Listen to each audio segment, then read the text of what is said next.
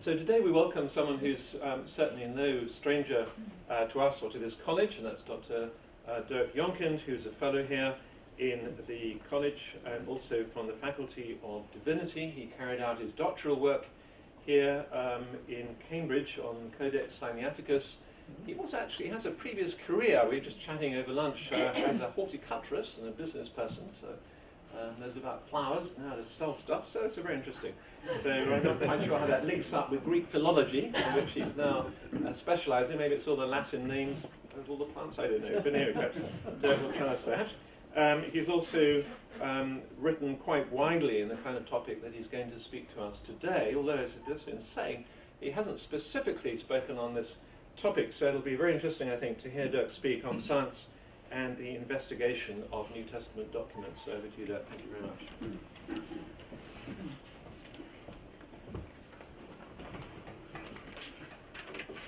No. Make sure you all can hear me. This should work. Yes, I sound very loud here. So, that should be fine. I'm going to talk about mainly about what I'm doing every day. So I don't know anything about science. I don't know anything about investigation, but I do know a little bit about New Testament documents, and I'm going to hopefully enlighten you a little bit about what we are doing.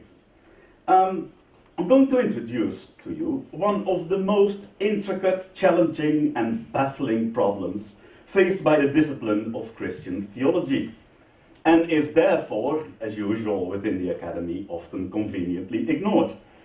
And rightly so, theology has always seen the New Testament scriptures as foundational to what they are doing, since in these writings one finds the early records of Jesus' life and teaching, as well as the apostles' preaching of Jesus Christ, and the earliest reflections of the Christian church on the importance and consequences of the death and resurrection of Christ.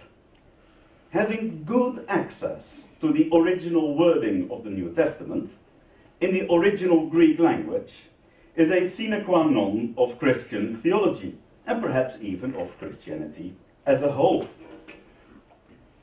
It would have been handy to have the original autographs at hand, say the personal copy of Paul's letter to the Romans, or the Gospel according to Luke, but we haven't. Strikingly, we even don't have a record of any church claiming to possess one of the original documents as a relic or holy object. And despite the warning in the Apocalypse of John to the effect that whoever adds or takes away from the words of this book, to him shall be added the plagues described in this book, it is clear that the New Testament suffered the fate of all writings that are manually copied. It was subject to corruption, or in this present company I should perhaps say mutation. There are two things that we are not going to do today. I'm not going into details on how big or how small the actual problem is, or to use an analogy, I'm not going to explain whether we are using a kitchen clock or an atomic clock to measure theological time. And second, I'm not going into any sort of detail on what rules and considerations are used to determine which of a particular textual reading is the older and which the younger. Now, the study of the transmission history of the New Testament is not limited to reconstructing the original wording, though that's very important. For historical purposes, it is just as relevant to establish which text the translators of the authorized version had access to, or what the exact wording of the New Testament was, which was used by church fathers or councils and commentators, as it is to reconstruct the original wording. As said, studying the whole stream of textual transmission is doing history. Now, doing history is by its very nature fraught with difficulties, especially since there are, in theory, an infinite number of ways in which any state of affairs might have come into being. An infinite number of possibilities, but there's only one history. In the end, even, history may not exist at all. After all, we may have been created 10 seconds ago with all the memories of our earlier life artificially implanted. Or, right at the other side of the spectrum, history may have been behaving within all the probabilities that we currently know of, and, in addition, by some miracle of providence, always been following the most probable option. However, and this is the more elevated part of the talk, so pay attention. However, clothed with a certain dose of humility, shielded with the notion of provisionality, and eyes fixed on the goal of approximation, the historical enterprise does not need to be fruitless. There's always space for an argued weighing of the various probabilities, and is preferably connected to some actual data. And let's have a look at the data, the actual manuscripts, the copies of the New Testament.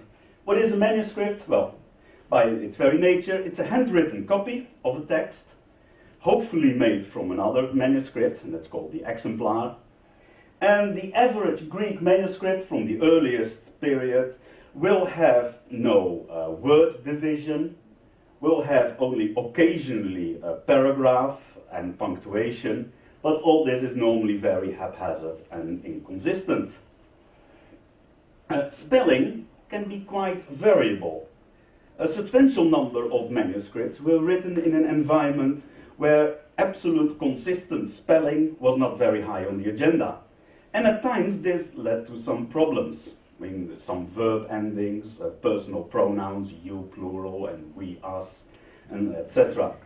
Book titles are pretty standard. Oops. Let's see. There's a book title here which says To the Galatians.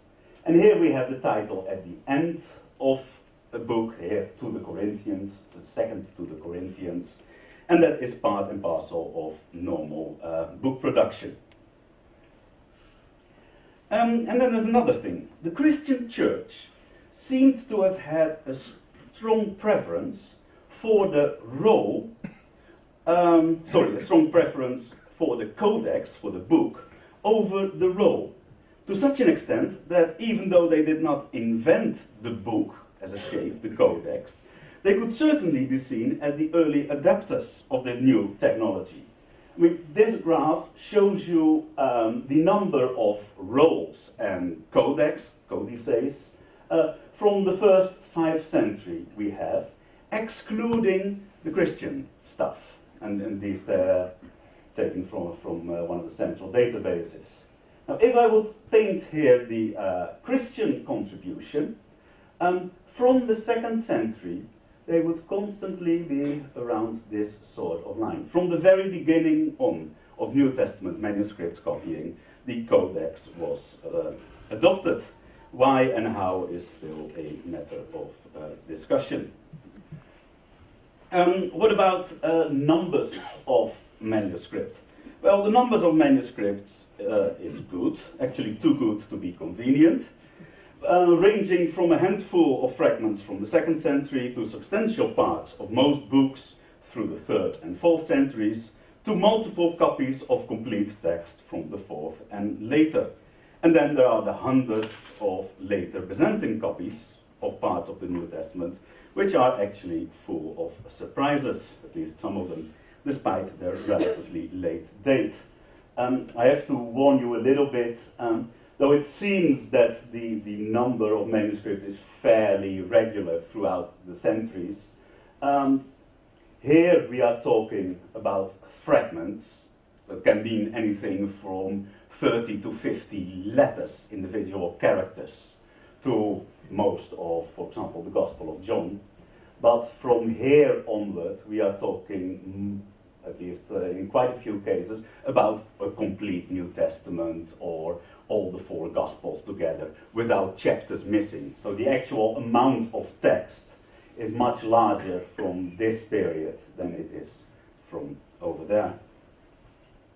A dating of these manuscripts is mainly done on the basis of comparison of handwriting with dated text, with which some types of script are much easier to date than others. And then there was also the early translations into other languages. The Latin church fathers were complaining in the 4th and the 5th century that everyone with even the minutest form of competency thought it necessary to make their own translation from the Greek into Latin. And there's good documentation for the official translations and revisions made in the Latin-speaking church. To a certain degree, this is true for a couple of other languages, Syriac, for example, but we know much less about Coptic, Armenian, Georgian, Arabic, Palestinian, Aramaic, and a couple of other lesser-known languages, but each of them received a translation from the Greek into their own language pretty early on.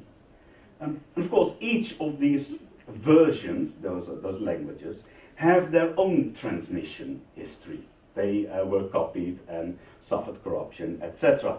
But they can still provide helpful additional information for the particular shape of the Greek text from which they were originally translated. It's also good to know what are we missing.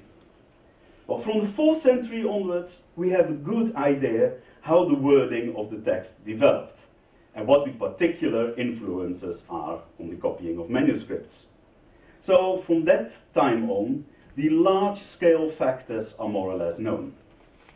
However, we also know that much of the variation in wording that we have evidence for nowadays goes back to the earlier period, for which we have only spot checks by means of fragments. This is the moment the oldest fragment we have from the Gospel of John, first half of the 2nd century.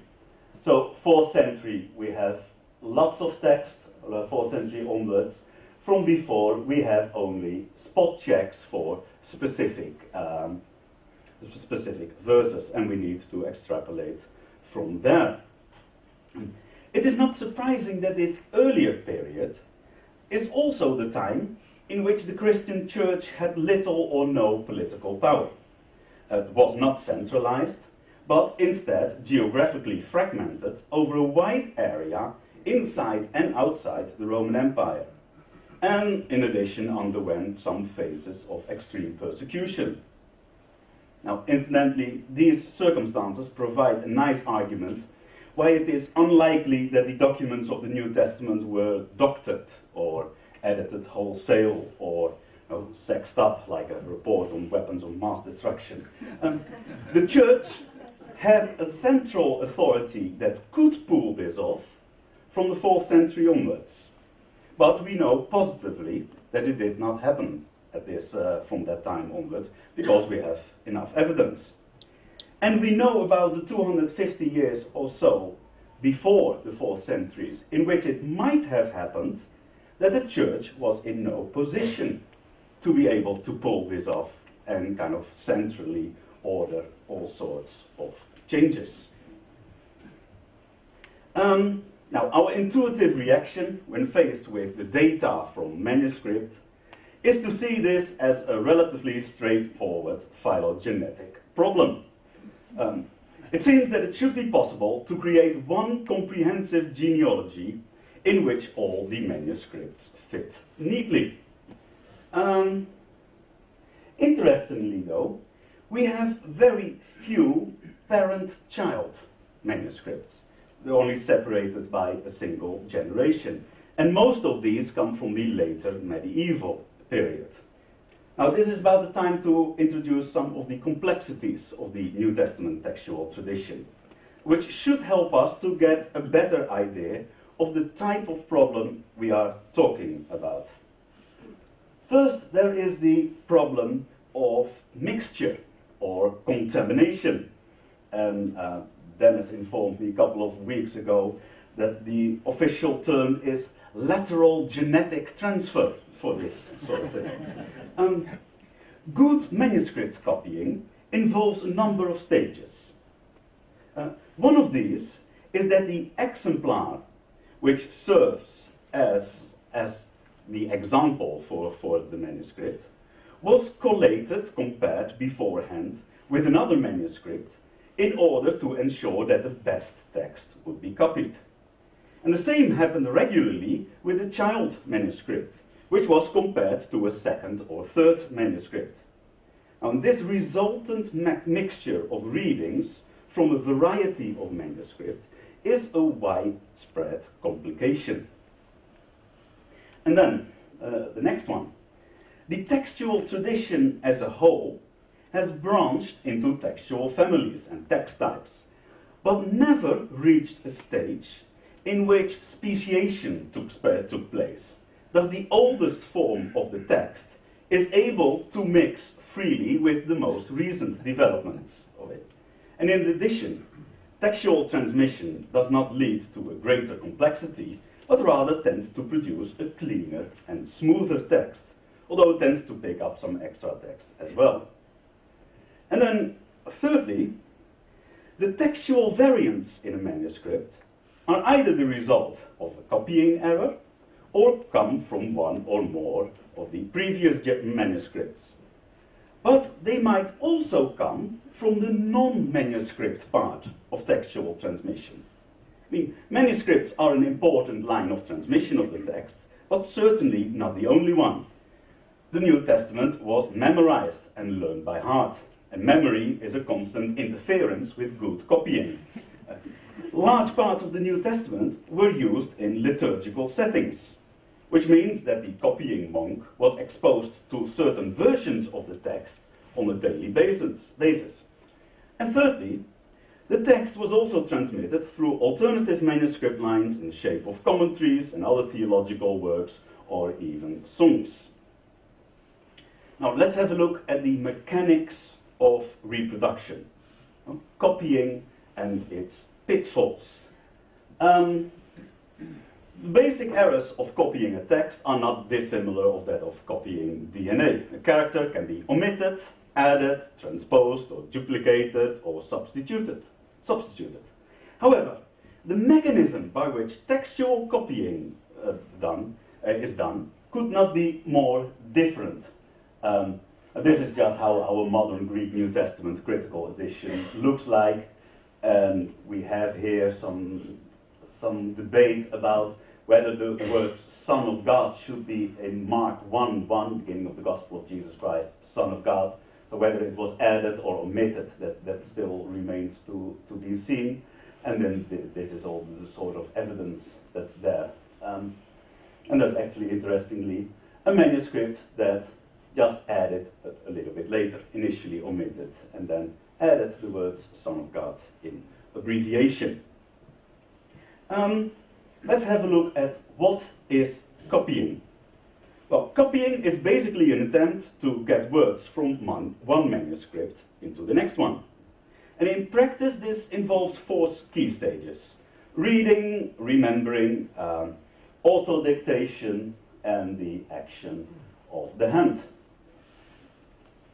So in practice, it's a rather complicated process to get the text from one page to the next one.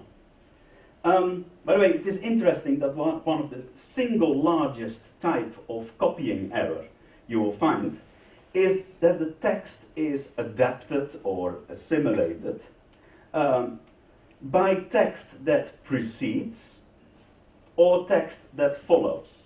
So it is always the immediate environment of a text that causes most disturbance in transmission, because the scribe adjusts the ending or substitutes a word for a word that he needs to copy next sentence or has copied just a minute ago, and that is roughly how it takes place.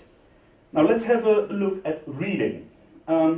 Reading is a remarkable skill, because most of us can cope with quite a bit of noise in reading. I mean, read this. Most of you won't have any problems with this. So I'm not going to read it out, but if you're a native speaker, then it shouldn't be too big. So we can tolerate a remarkable amount of noise and still get to the correct text. At the same time, it is easy to get things wrong. In our car, there is a company that does shop fitting. I've passed it countless times and still read shoplifting. It's just what's higher on your agenda. I was in hospital last week, and read in a leaflet that in case of any nerdness, call the doctor. Then I realized it was redness rather than nerdness. And when the circumstances are right, it is easy to see the wrong word. Now add to this the absence of word division in traditional Greek script, and one can see the problems arising.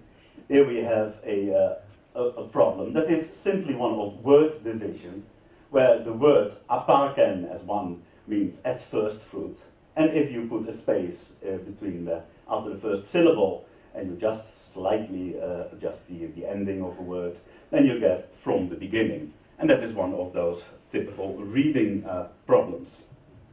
Now, memories can be changed, can disappear, or even be created. Again, if the circumstances are right, which in the case of the scribe may be anything from a temporary distraction to interfering memories of parallel passages to sheer tiredness, there is no limit to the amount of damage that can be done.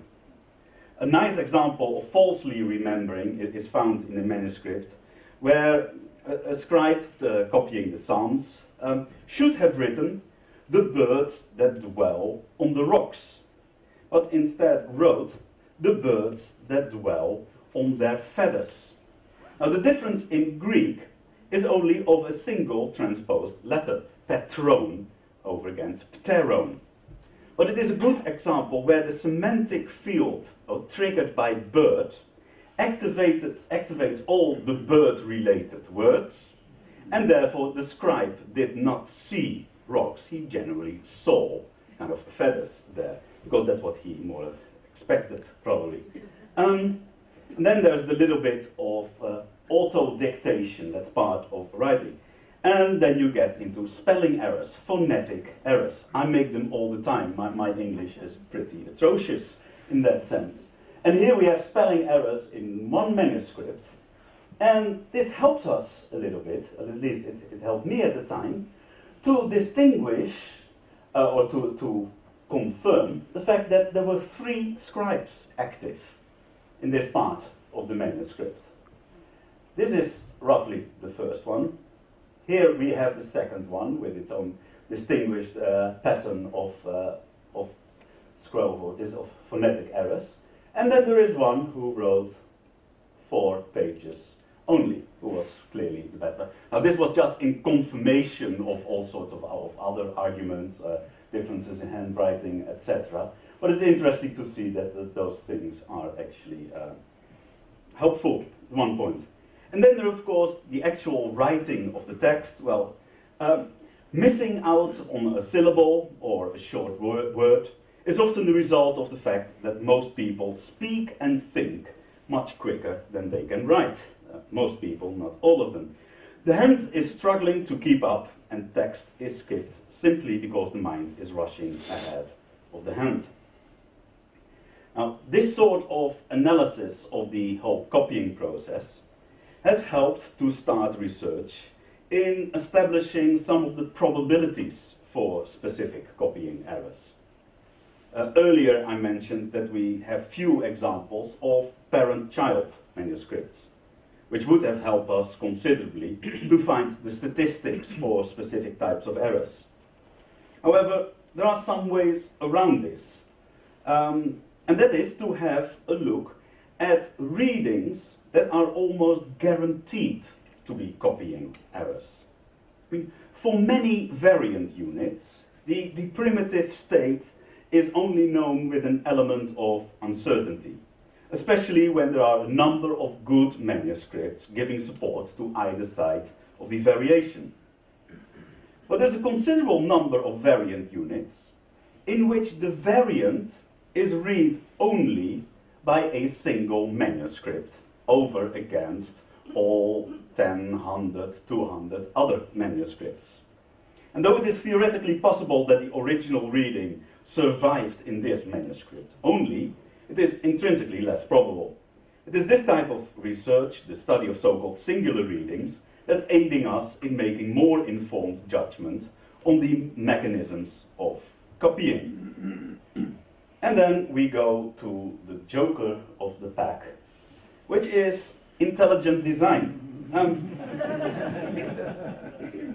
So far I have sketched what goes wrong on the more mechanical side of copying, in which even things such as interfering memory is largely outside the volitional sphere of copying. A scribe does not set out to write a new text with the help of his memory running wild. No, rather, he intends to copy the text. Well, there are some clear examples where it is likely that a scribe, or perhaps better described here as an editor, actively used whatever intellectual prowess he possessed to change the text. Or perhaps, in their own opinion, they were repairing the text.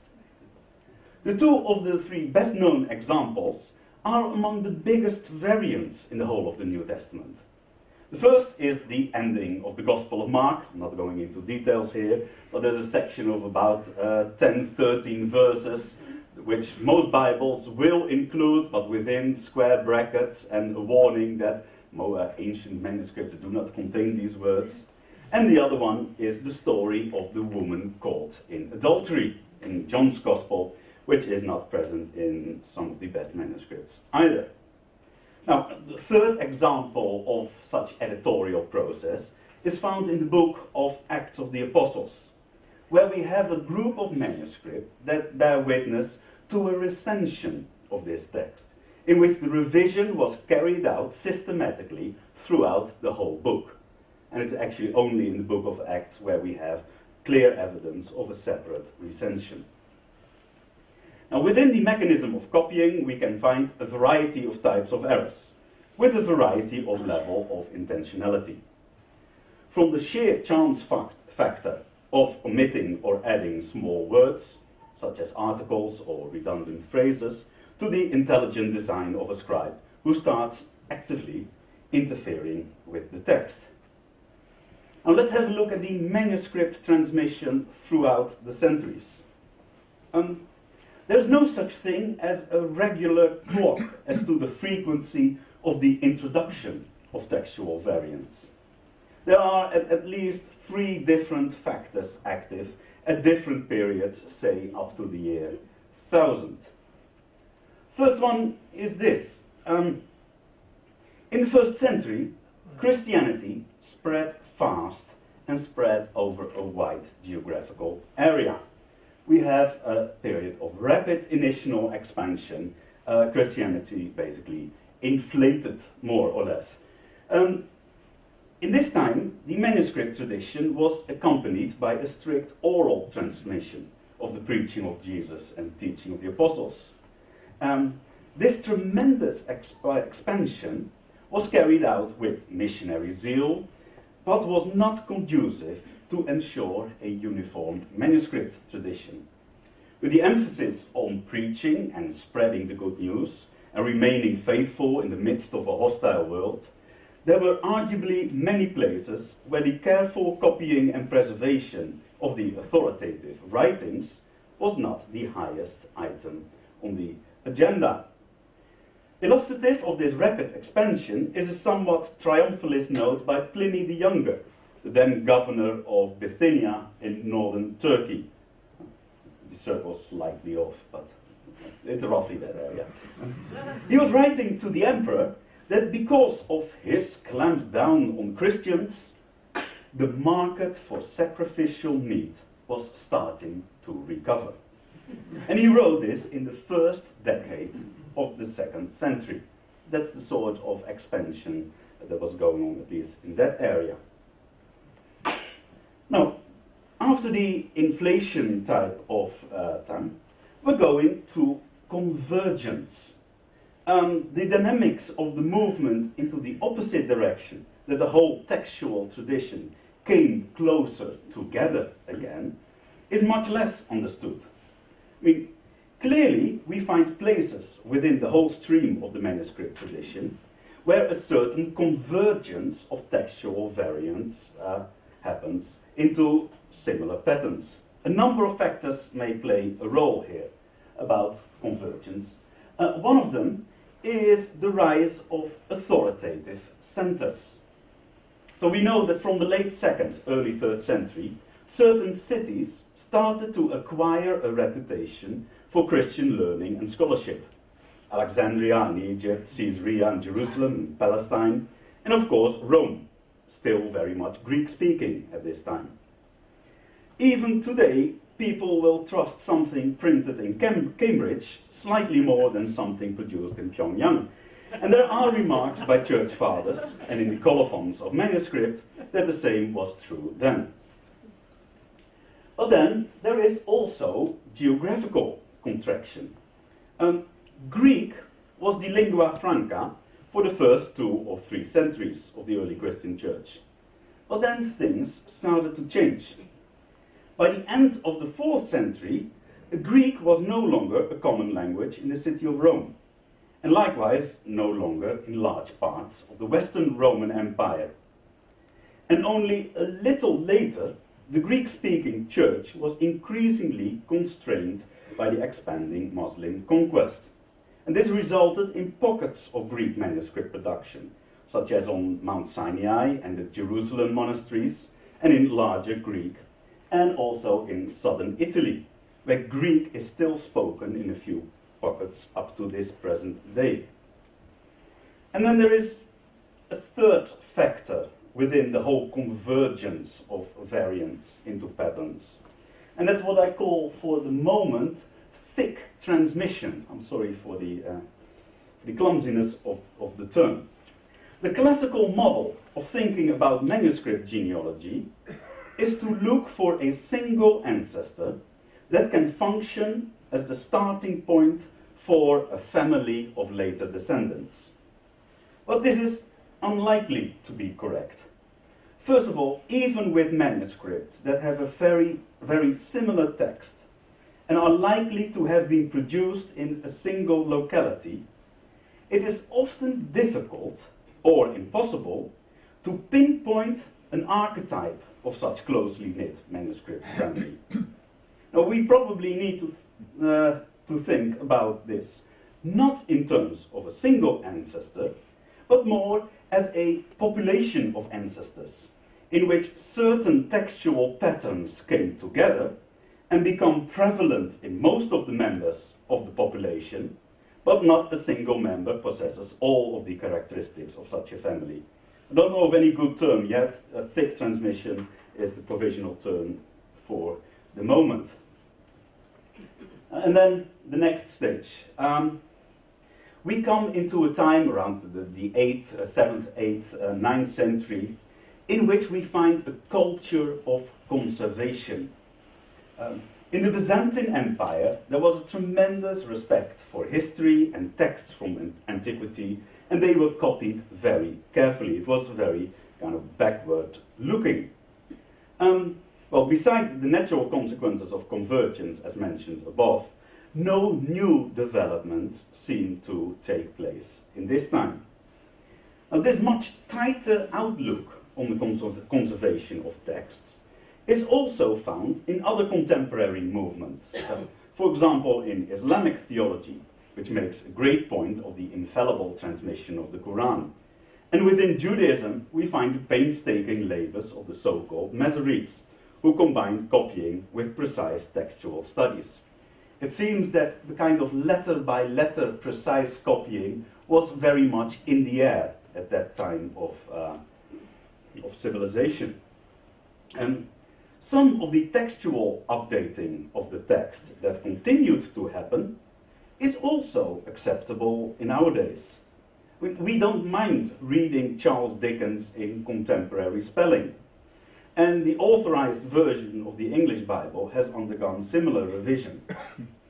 And were the same principles applied to word order and the like, many of us would not lift an eyebrow and most would not notice. From a text critical perspective, though, these things matter. Text critics are not asking the same questions as the end user of the copied text would ask. And then, perhaps a question some of you may have asked, how much does it matter in the end? Well, we all would agree that texts are carriers of information. Now, does any change in the text lead to a change in the meaning of that text. But there are a number of natural constraints present that one would expect to put certain boundaries on what can be done in textual change and what cannot be done. The first of this is a text must remain meaningful. A manuscript cannot be changed to the extent that the words in it become without any coherence. A random sequence of letters is unlikely to be copied any further, or be able to satisfy the person who ordered the manuscript to be produced. Also, a passage of text that has suffered corruption without recognition is unlikely to produce any offspring. It's not fertile as a source of further copying. Then the second thing is, transmission of text happens within the context of a community. Christianity has suffered its internal stripes and divisions. But surprisingly enough, no Bibles have been preserved that have been tailored to the specific needs of a group or sect. And we know of only one such tailored version from antiquity. That one was produced by Marcion in the middle of the 2nd century, but that one has not survived. Since the Bible functioned not as the sole source of religious knowledge for a community, but within the context of existing knowledge, reflection, liturgy, and scholarship, normally changes in the text had only a limited and diluted effect. It is true, though, that textual variants that make a certain popular thought more explicit or conform to certain liturgical practices, such variants have a high chance of being copied and to spread their influence. Basically because they look so normal, so expected. The context favors the survival of such textual variants. And then there are some aspects within the nature of human communication. There are certain characteristics of human communication that safeguard that the intended message comes across all the noise and disturbance that is part and parcel of the communicative process. And the first one is it's redundant. Communication is not the same as maths. It is quite different, in fact. First of all, it favors redundancy. I can say the same things twice, using different words to convey the same concept, and no one would feel that I did something extraordinary in this sentence. The same holds true for the New Testament documents, where usually one finds the same proposition in a variety of forms and context. And the other point is the interconnectedness of communication. It is not just that we find the same thought repeated. Many of the tenets of the early Christian faith are inherently connected.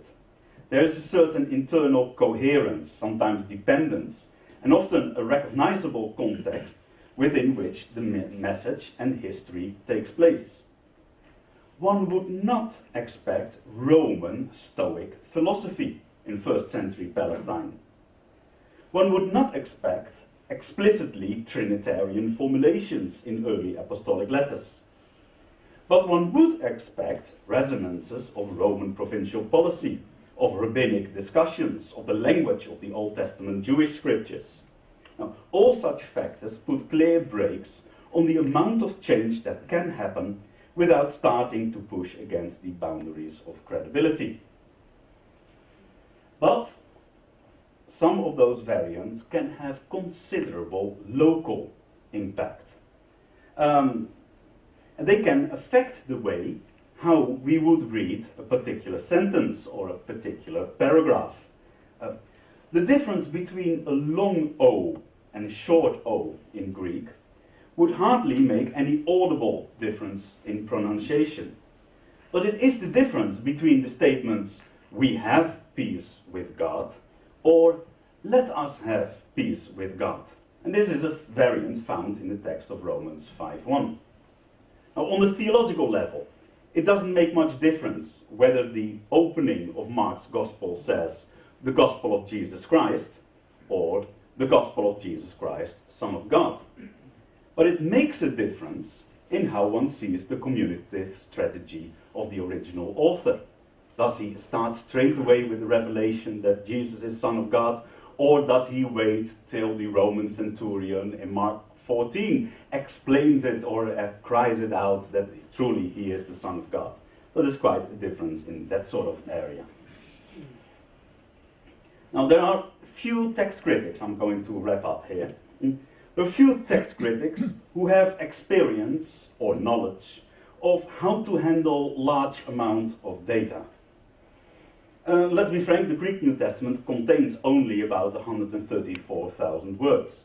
It is still the type of document where you can work on a case-by-case basis. But some things have, or starting to filter through even into hardcore faculty of divinity. We start to play around with things like cluster analysis to analyze the relationships of manuscripts with one another. We start to learn more about scribal probabilities. It seems that much more can be done than what we're doing at the moment. We're looking at, to describe the whole thing by means of principal component analysis. And there's also a group in Germany who have developed, invented, or whatever you want to call it, something called a coherence-based genealogical method. But though it makes extensive use of percentages of agreements, it has not convinced everyone yet. It's clear that our hesitations at this point. A fundamental assumption in this method is that on average, around 13% of all textual variation of a manuscript comes from fresh contamination from second or third manuscript, and that seems to be extraordinarily high. But then, where better to get a sense of possible avenues of data analysis than at a seminar such as this. Thank you very much for your interest.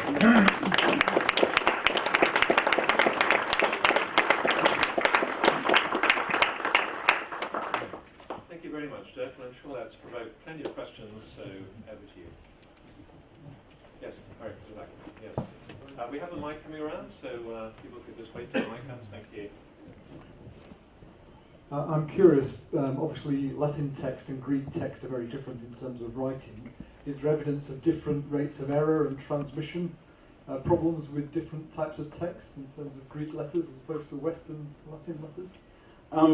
I can't answer regarding the difference between, say, Greek and Latin script, but there are a couple of different Greek scripts. So up to the 9th century, normally a capital letter script was used, which is fairly easy to read for most of us these days. And then they started to use a more flowing script called minuscule script. It's easier to write, it is quicker, and for people who lived in those days, it was apparently easier to read. And you can see that particular scripts, yes, produce certain errors. Has to do with the letter shape that can easily be mixed and taken for something else. Physical similarity of words is different in one script than in another script. And there are variants which we find only in minuscule manuscripts, but are evidence of a corruption that had taken place in the majuscule script, in the capital script period of the whole manuscript transmission. Please. Yes. Would you comment? Can you just wait for the microphone? Sorry. It's here. Would you comment on a verse in, I think it's Mark 1:42, where Jesus meets a leper who speculates and then he heals him, but there is that word, I think it's augisteu, being angry. Now, that's a strange thing to say, and there are two versions of it. One is in the margin, Codex Sinaiticus or somewhere. Is this the work of an intelligent scribe, or is there a deliberate theological bias in the ways, different versions of this? Yeah, okay, I'll introduce the question because you need to have some knowledge here. In Mark 1, verse 42, 43, thereabouts, there is a textual variant that either reads, Jesus full of compassion, or stretched out his hand and healed the man, or Jesus being angry, stretched out his hand and the variant is found. The being angry is here kind of the minority variant, but might still be the original. Why not? It's mainly read in a couple of one Greek manuscript and a couple of Latin manuscripts as well, and possibly some Syriac. There are various explanations for what the original source is. My own preferred explanation is that what we have here is the interference of later text, and I mean later text in the Gospel of Mark. Because in Mark chapter 3, we find Jesus in the synagogue, where he is healing a man, again he is stretching out his hand, and there we find, without any textual variant, Jesus looking around angrily, stretched out his hand and healed the man. Now, this is my preferred explanation, that the scribe, with kind of having memory of having read that passage before, was thinking, oh, yeah, Jesus stretching out his hand. He was angry then, wasn't he? Hey, read something else. Wrong. And puts in angry at that point. So that would be my preferred explanation. Now, again, if you look at what sort of consequence does this have for, say, a systematic picture of who Jesus is? Well, in Mark 1, it may be a little bit up in the air whether he was full of compassion or angry, but it is kind of undisputed 2 chapters later. So here you have that kind of the idea of redundancy. So yes, I mean, it's clear that in Mark's idea, Jesus was angry at times. Thank you. Well, lots of hands. Yes, please. First. Yeah. We have the, sorry. The Gospels. Do we have any idea how they were originally propagated? Did people come to the author or the owner and make their copy and go away again? And if it was the author, could the author himself have upgraded it into a little bit of a second edition if he felt he needed to add some more information? Yeah. The idea of the author producing a second edition has been flaunted for the 2 editions we have of the Book of Acts. But as far as I know, not concerning the Gospels, because the differences within the whole textual transmission seem to point towards a single archetype rather than a staggered one. So that's why it would probably not be true for the Gospels. But if you look at how did those early works kind of were spread, because you didn't have publishing houses, you didn't have university press. So what is the mechanism behind it? We get a little bit of an idea of looking at what the early apostles said about their own letters. Because in letters, the communicative process is much more on the surface than in a book. At least in most books don't talk about their own genesis or about how they're going to be distributed. And we get letters that are clearly sent to a number of churches, with instructions as well that make sure that you also read the letter sent to so-and-so church. So we have apparently somebody who was entrusted with the letter and say, okay, you have to take this route going through those churches and deliver this letter over there as well. And since the culture of the first century was pretty scribal, if you look at Pompeii and you look at all the graffiti on the wall, there's clearly kind of a very, some sense of literacy culture. You would expect that copies were made easily. We know something about book production from Roman authors, where they basically read the book out to their friends and then had their slaves provide copies for them. So that would be one way. We have from later Augustine, the church fathers, church father, he started to edit first parts of a book, even though he had not finished the whole thing of it. So that was kind of sorted in installments, came out as soon as he'd finished. He threw it out to copy. Copyright did not exist. I mean, blessed world that was. And so it was pretty much by some. We find even some booksellers who just got hold of copies and had their own copies made and sold them on the market. So you could go to the market and see what your bookseller had available at that sort of point through browsing.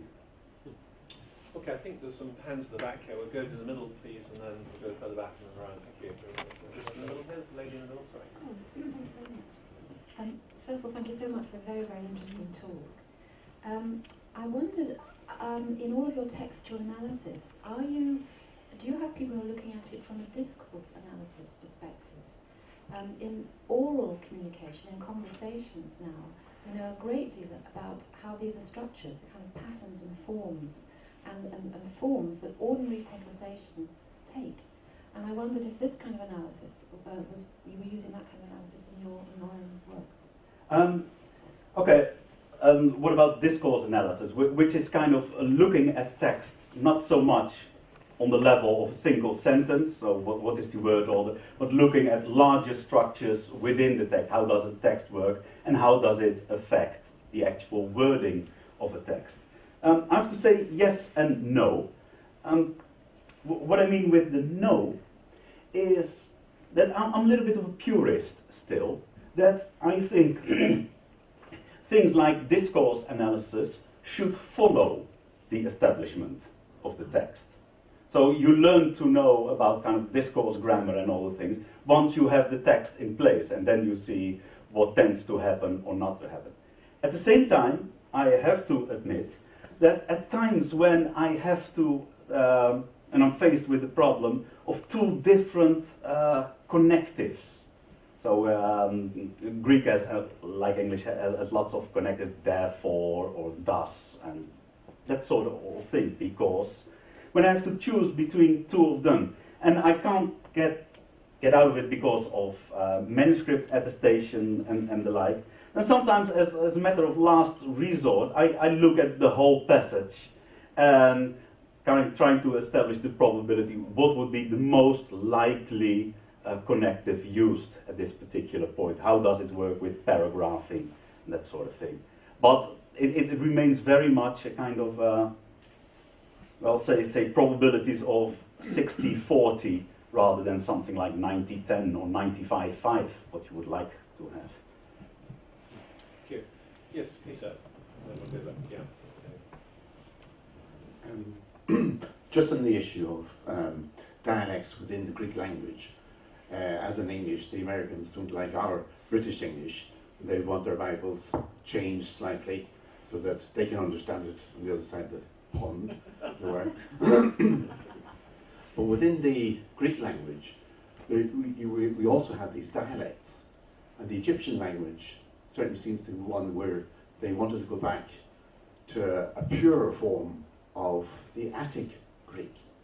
Is it possible that the Alexandrian manuscripts are actually reflecting this preference, or a higher standard, or a purer form of Greek, rather than that they're actually interfering with the original itself, and therefore it is a local Greek dialect which suits that church in that particular geographical area? Well, the whole question is basically about kind of localized text. To what extent are manuscripts produced at a certain locality really characteristic of the immediate environment of the production of the text? I think the later you go on history, in the transmission history, the stronger the case becomes. When you talk about 1st, 2nd century type of thing, I'm not too convinced that there was that sort of localization already going on, given the nature of the Greek spoken at the time. The going back to the Attic form of Greek, the high form of Greek, which starts at the late 1st century, 2nd, 3rd century, I would not say that is the type of text you would find reflected in Alexandrian manuscripts, frankly. If I look at word order, about split phrases, the whole thing, I wouldn't say that that reflects kind of Attic influence. I would find that in other characteristics. Sorry for the details of this question. Okay, we're going back. Please, gentlemen, just to right behind. Thank you. We'll go around this way. Firstly, thank you for the talk. And secondly, I would like you to please comment more on the issue of preservation of meaning, because it seems to me there are some issues which are worrying if, for example, you're using the book as a way of life or to find deep theological meanings. I mean, the example you raised about let us have peace with God or we are at peace with God, there you can see there's quite a difference in possible deep theological meanings. So I just wanted you to please comment more on the issue of meaning preservation. Okay, I'll start with that example because it's a nice illustration. On the surface, it looked like a big difference. No, we being justified by faith, we have peace with God, or being justified by faith, let us have peace with God. But actually, if you take the whole context in account, then even the let us have peace with God can only mean something on the experiential level. So having been justified is a statement of fact. And what follows is, now that you are in the right relationship with God, you have the possibility to actually experience that sort of peace with God.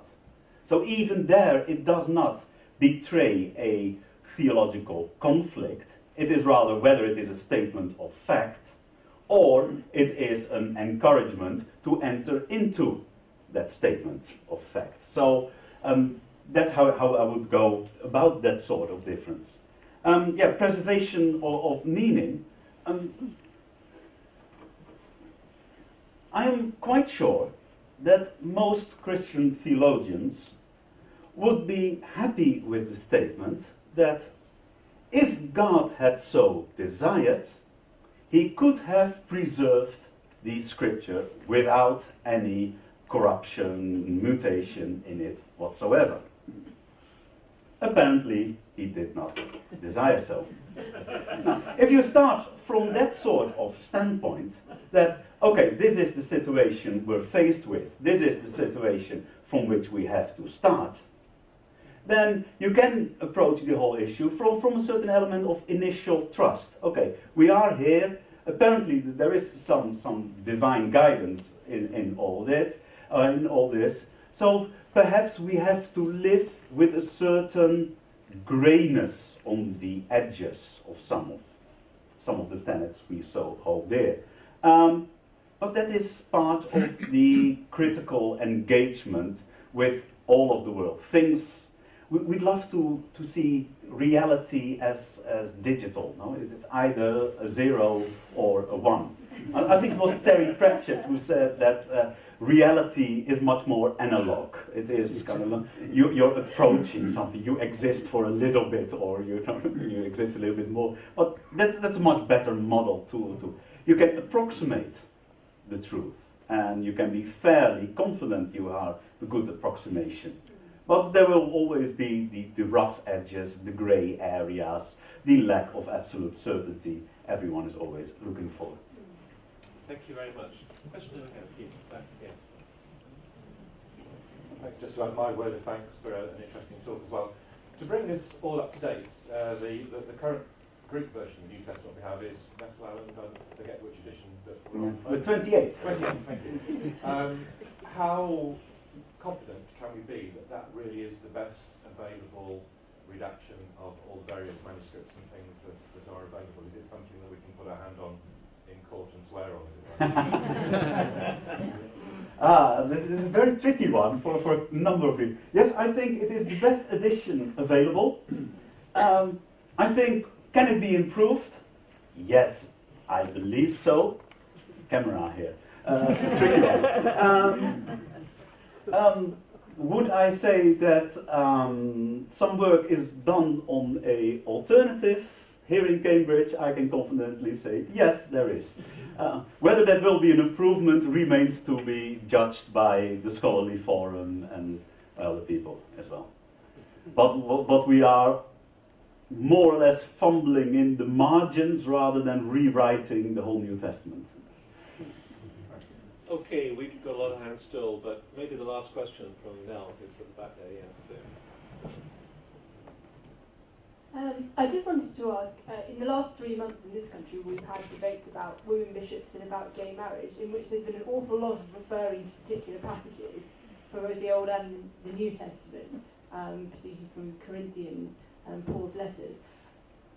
Given that, do you think that this sort of textual analysis and looking at the Bible from a critical perspective should be more talked about among churches in general? Should we be talking about it more in the public sphere as regards these debates? But when it comes to the debates you actually mentioned, when it comes to the whole gay marriage issue, I don't think there is any textual variant that would affect the issue under consideration. As for women bishops, suggestions have been made that there is one particular passage in 1 Corinthians 14 where it says something like no, women should be silent and ask their own husbands at home. That is a later insertion rather than part of the original structure of that chapter. And there is one manuscript that has those 2 or 3 verses at the end of the chapter rather than a couple of verses before the end. So there's a transposition going on. That there's no kind of textual evidence that there was ever a copy of 1 Corinthians that did not have these particular words. Should we talk about it a little bit more? Well, I noticed that quite a few Christians and non-Christians have a very caricature image of the preservation of ancient text. That everything is clear and there is no room for any uncertainty as well, at all. And I think that caricature could perhaps be addressed, because everyone who is involved in critical scholarship, and probably most scientists as well, know that the popular image of what they are doing is oversimplistic of the kind of weighing the balance of probability what we are actually engaged in on a day-to-day basis. Well, there's still plenty more questions, I'm sure. If you want to run and phone your MP after that last question. Okay, but we really want to thank Dirk for a fascinating talk, so thank you very much.